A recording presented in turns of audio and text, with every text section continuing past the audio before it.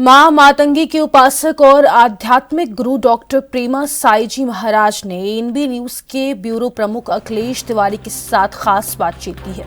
इस बातचीत में उन्होंने मां मातंगी की उपासना, उनके दिव्य शक्तियों और 11 टन के विशेष हवन के महत्व पर प्रकाश डाला।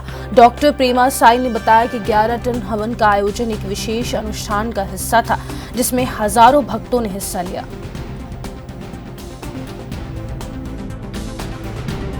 मां मातंगी दिव्य धाम पहुंचे हुए हैं और लोगों का संशय हमेशा से ही बना रहता है कि आखिर मां मातंगी किस तरीके से देवी है, किस विधा की देवी है। इसको जानने के लिए और खास तौर से उसके जो उपासक हैं प्रेमा साई जी महाराज, उनसे ही जानते हैं। गुरुजी, अच्छा ये बताइए, मां मातंगी के बारे में ज्यादा परिचर्चा नहीं होती है, चर्चा ही नहीं होती है, आखिर है कौन, किस तरीके से इनकी विधा है? देखिए, मां मातंगी जो है 10 महाविद्या में से 9वीं महाविद्या है, जो कि पार्वती माता ने 10 महाविद्या के रूप धारण किए थे। उस 10 महाविद्या में से 9वीं महाविद्या है।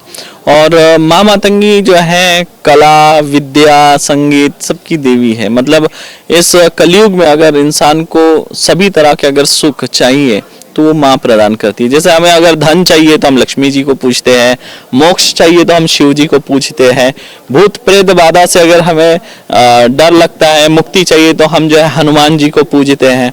मतलब अलग अलग कृपा के लिए हम अलग अलग देवी देवता को पूजते हैं। विद्या चाहिए तो हम शारदा मैया को पूजते हैं। लेकिन माँ मातंगी के हाथ में आप देख सकते हैं वीणा भी है, माँ मातंगी के हाथ में खड़ग भी है, माँ मातंगी के पास में आप तोते देखेंगे, उनके पास में खोपड़ी भी आपको दिख रही है।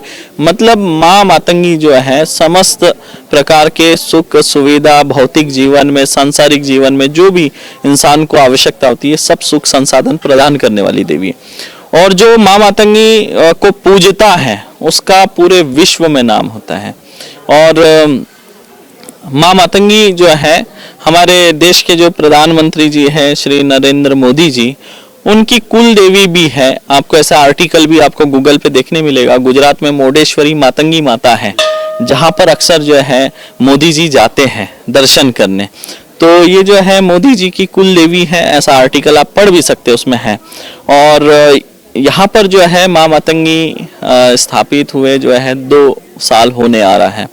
और मां मातंगी जो देवी है, इनका जो रूप पार्वती माता ने धारण किया था 10 महाविद्या में से, जब 9वीं महाविद्या का रूप मातंगी के रूप में जब प्रकट हुई माता रानी, तो उस समय मार्कंडेय ऋषि जी का आह्वान की और मार्कंडेय ऋषि जी जो है उस समय प्रकट हुए। और मां मातंगी ने अपने इस स्वरूप का प्रचार प्रसार करने की जो जिम्मेदारी है वो मार्कंडेय ऋषि जी के तरफ दिए थे। तो तब से जो है मार्कंडेय ऋषि जी ने जो है मार्कंडेय पुराण की रचना की और उसके बाद में मां मातंगी स्वरूप का प्रचार प्रसार करने लगे पार्वती माता के।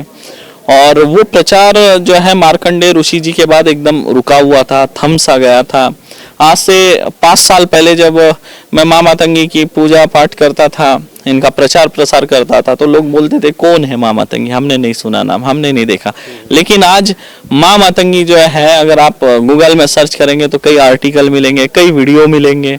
आजकल मां मातंगी की जो छाया चित्र है, यंत्र है, ये सब आपको नेट पे उपलब्ध भी हो गए। तो ये माँ की कृपा रही।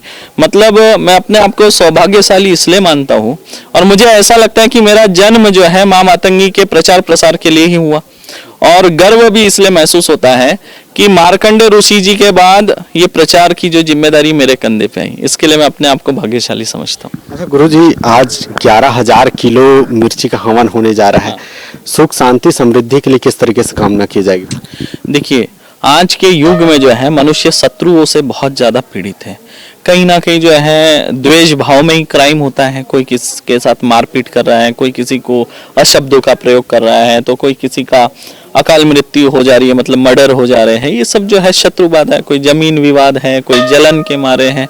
तो इस अनुष्ठान से हम किसी का बुरा नहीं कर रहे। इस अनुष्ठान के माध्यम से माँ बगलामुखी जो है शत्रुओं का नाश करने वाली देवी है।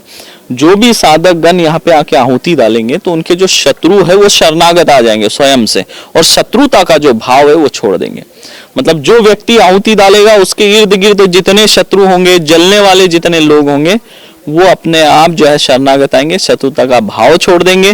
किसी कारणवश अगर शत्रुता भी चल रही होगी तो वो स्वतः बोलेगा कि मुझे आपसे कोई शत्रुता नहीं है, शरणागत आ जाएगा और उनके संबंध सुधर जाएंगे। एवं इसमें आहुति डालने से एक फायदा यह है, माँ बगलामुखी का जो साधक होता है उनका जो प्रभाव है वो हर क्षेत्र में पड़ता है।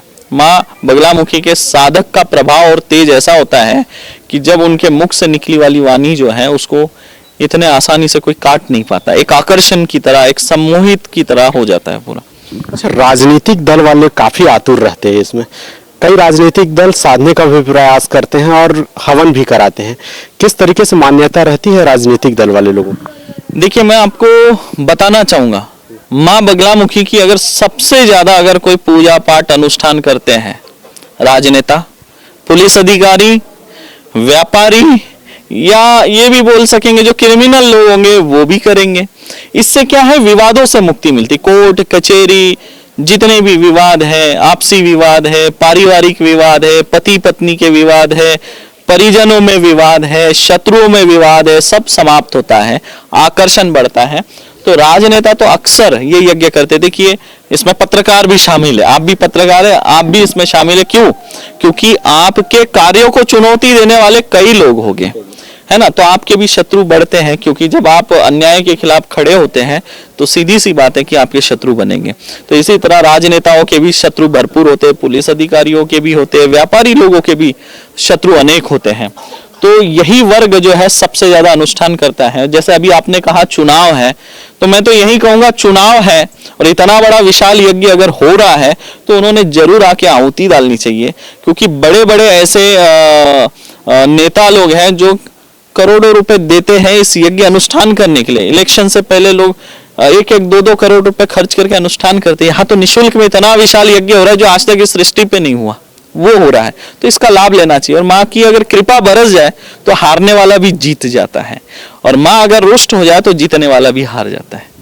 कुल मिलाकर के संकेत यही है कि सामने नगरीय निकाय चुनाव है, पंचायत चुनाव है, जिसमें कहीं ना कहीं मां बगलामुखी की आराधना करने वाले लोग अगर पहुंचते भी हैं तो उनके जो कार्य है वो सिद्ध होने की पूर्ण संभावना है। कैमरा पर्सन दीपेश के साथ अखिलेश तिवारी, एएनबी न्यूज, रायपुर, छत्तीसगढ़।